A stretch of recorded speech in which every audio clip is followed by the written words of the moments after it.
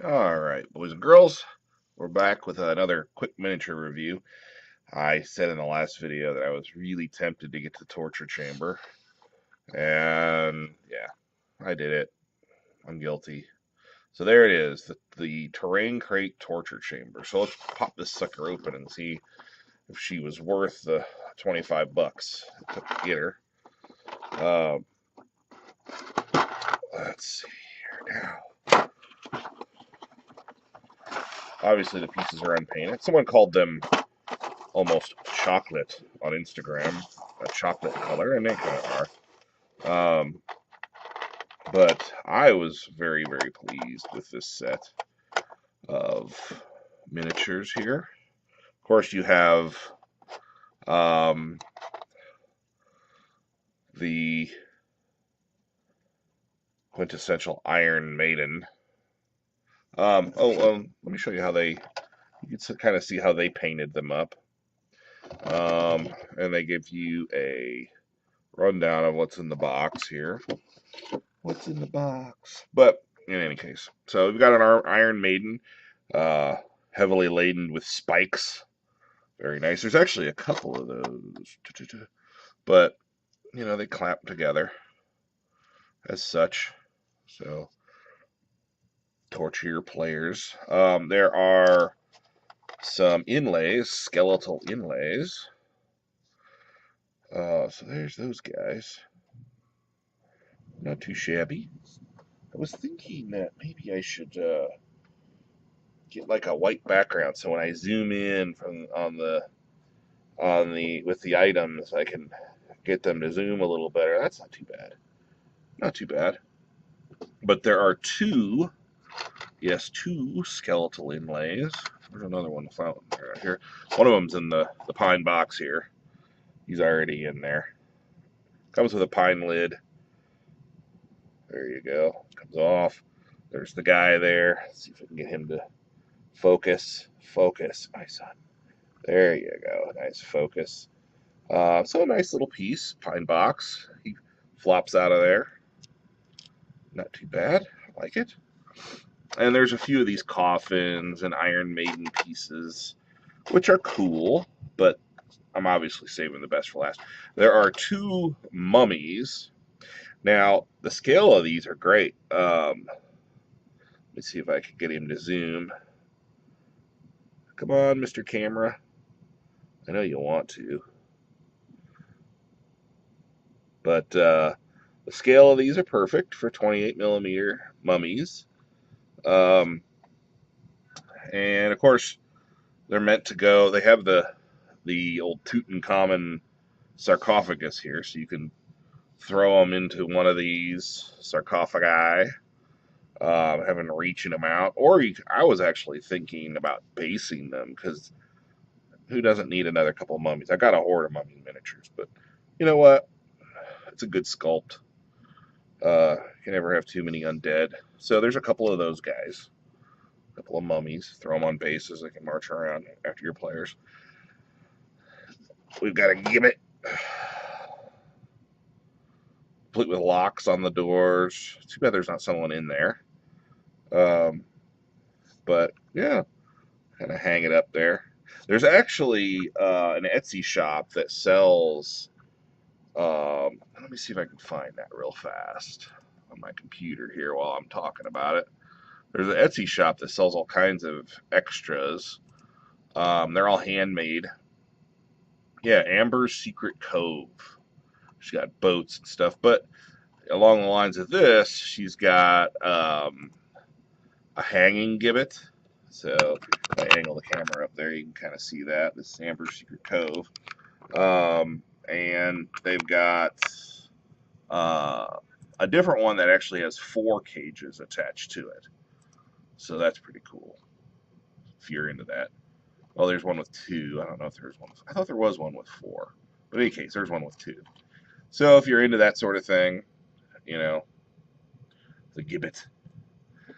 Moving right along, we've got just a table that has all kinds of restraints on it. Lovely. The imagery is perfect. And to go along with those tables, you've got a little table for implements of torture. It looks like there are knives and vices and pliers on that table. Ugh, yeah, that's going to paint up really nice. And there's actually 2 of these little guys. Horrific. And, of course, 2 restraining tables. Now, in my Days of Blight Book 2, this is the whole reason I bought this set. My Days of Blight Book 2, that's out on the DM's Guild, there's actually a room with torture implements, so I kind of wanted to bring that to life. Here we have the rack for stretching people out. Let's see here. Plastic seems to be good. One of the things I like about these terrain crates is that there's there's a few spots where the flashing from the molds need a little bit of cleaning, but for the most part they're damn clean. So yeah, very clean. And you get a second rack with that. So overall, I really like the terrain crates so far. There were a few others. I'm not really sure how I feel about getting some of the others where they have like the traps. Like, I don't know how I feel about buying a set just for pieces I'll never use, essentially, because those traps, you can't lay them out on the table. The players are going to notice them, and I guess you can lay them out after the fact. It kind of loses the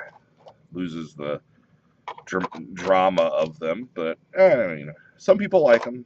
I'm not going to knock it because everybody's got their own thing that they like. So, but for me, I would prefer to.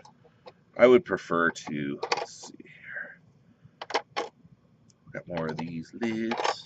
Oops, that's the gibbet hole.